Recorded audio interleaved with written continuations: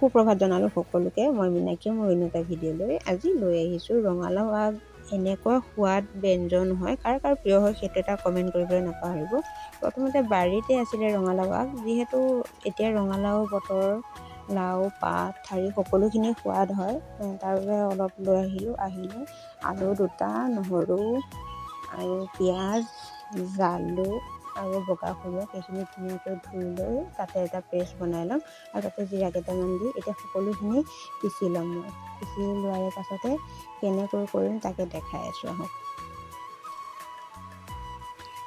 তাৰবাবে সকলোখিনি ৰেডি কৰি লৈছোঁ।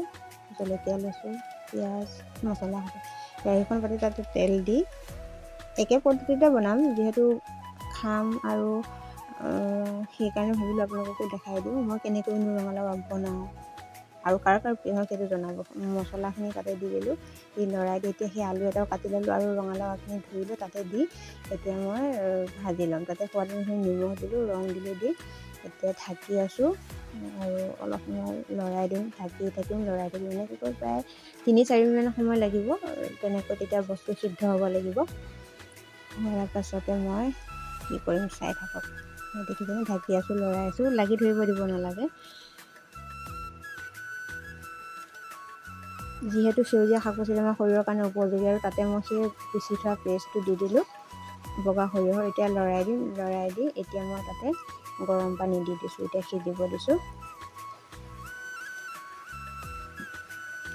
ফাইনেলি মোৰ হৈ গ'ল। একেবাৰে সহজতে বনালোঁ আৰু খাই যিহেতু ভাল পাওঁ সেইকাৰণে ভাবিলোঁ আপোনালোককো দেখাই দিওঁ। চাওকচোন, ৰেডি কৰি ল'লোঁ দুপৰীয়াৰ কাৰণে। আশা কৰোঁ ভিডিঅ'টো চাই ভাল পালে, যদি ভাল পালে লাইক, কমেণ্ট, শ্বেয়াৰ, ছাবস্ক্ৰাইব কৰিব। তেনেহ'লে বাই বাই।